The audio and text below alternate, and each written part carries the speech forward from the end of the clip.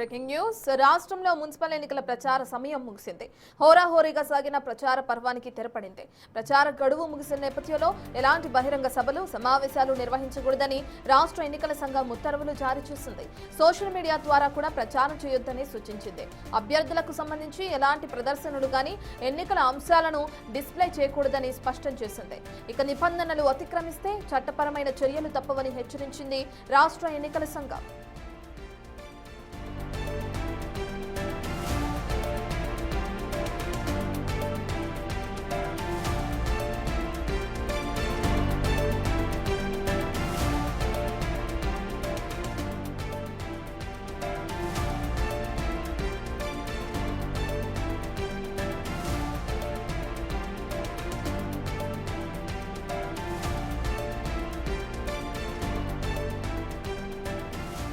రాష్ట్రంలో మున్సిపల్ ఎన్నికల ప్రచార సమయం ముగిసింది. హోరాహోరీగా సాగిన ప్రచార పర్వానికి తెరపడింది. ప్రచార గడువు ముగిసిన నేపథ్యంలో ఎలాంటి బహిరంగ సభలు సమావేశాలు నిర్వహించకూడదని రాష్ట్ర ఎన్నికల సంఘం ఉత్తర్వులు జారీ చేసింది.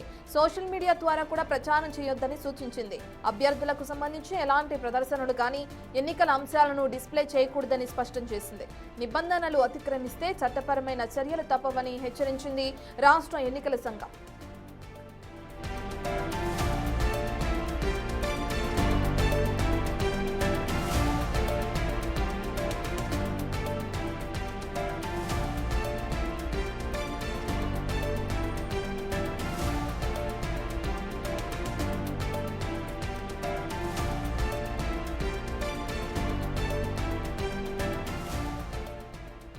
తెలంగాణలో మున్సిపల్ ఎన్నికల ప్రచార సమయం ముగడం మనం చూస్తున్నాం. 5 గంటల వరకే సమయాన్ని కూడా కేటాయించారు.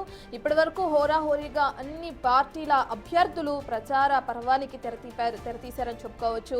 ఇక ఇప్పుడు ప్రచార గడువు ముగిసిన నేపథ్యంలో అటు రాష్ట్ర ఎన్నికల సంఘం కీలక ఆదేశాలు కూడా జారీ చేస్తుంది. బహిరంగ సభలు కానీ సమావేశాలు కానీ నిర్వహించకూడదని ఉత్తర్వులు జారీ చేయడం మనం చూస్తున్నాం. దీనికి సంబంధించిన పూర్తి డీటెయిల్స్ అందించడానికి మా ప్రతినిధి శ్రవణ్ అందుబాటులో ఉన్నారు. శ్రవణ్, ఇప్పటికే చూస్తున్నాం ఎటువంటి ప్రచారాలు చేయొద్దు, ప్రధానంగా సోషల్ మీడియా ద్వారా కూడా ఎటువంటి ప్రచారం చేయొద్దు, ఒకవేళ అలా చేస్తే కఠిన చర్యలు ఉంటాయని రాష్ట్ర ఎన్నికల సంఘం సూచించడం మనం చూస్తున్నాం. ఇప్పటి వరకు హోరాహోరీగా సాగిన ప్రచారం అంతా కూడా మూగపోయిందని చెప్పుకోవచ్చా? రాష్ట్ర వ్యాప్తంగా మున్సిపల్ ఎన్నికలకు సంబంధించినటువంటి ప్రచారం గడువు ముగిసింది. 116 మున్సిపాలిటీలు 7 మున్సిపల్ కార్పొరేషన్లకు సంబంధించి మొత్తం 2996 వార్డు ఉన్నాయి.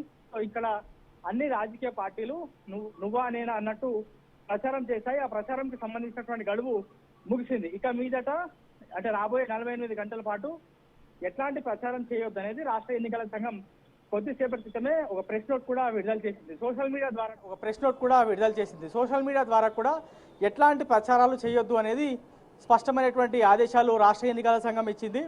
కొద్దిసేపటి క్రితమే జిల్లా కలెక్టర్లతో పాటు మున్సిపల్ కమిషనర్లతో కూడా రాష్ట్ర ఎన్నికల సంఘం వీడియో కాన్ఫరెన్స్ నిర్వహించింది. ఎన్నికలకు సంబంధించినటువంటి ఏర్పాట్లు, కౌంటింగ్కి సంబంధించినటువంటి ఏర్పాట్లపైన చాలా సీరియస్గా ఫోకస్ పెట్టాలి. ఎన్నికలు జరిగేటువంటి ప్రాంతంలో పరిసర ప్రాంతాల్లో సమస్యాత్మకమైనటువంటి ప్రాంతాలు ముఖ్యంగా పెద్ద ఎత్తున దృష్టి పెట్టాలనేటువంటి అంశాలను రాష్ట్ర ఎన్నికల సంఘం ఆదేశాలు ఇచ్చింది. సో ఇప్పటి వరకు కాంగ్రెస్ పార్టీకి సంబంధించినటువంటి నేతలు, నాయకులు ఎవరైతే జిల్లాలకు వెళ్ళారో వాళ్ళందరూ కూడా తిరిగి వాళ్ళ సొంత ప్రాంతాలకు వెళ్లాల్సి ఉంటుంది.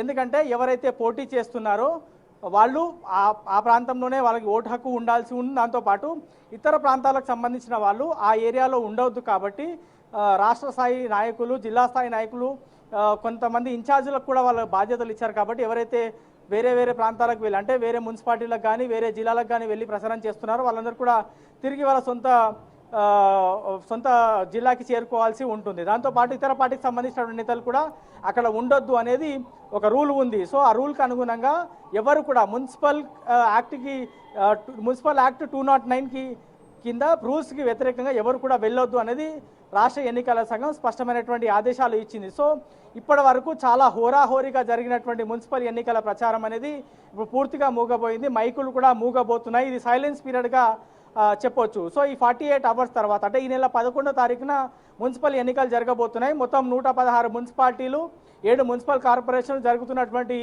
ఈ ఎన్నికలకు దాదాపుగా 12,000కు పైగా నామినేషన్లు వచ్చాయి. వాళ్ళందరూ కూడా పోటీలో ఉన్నారు.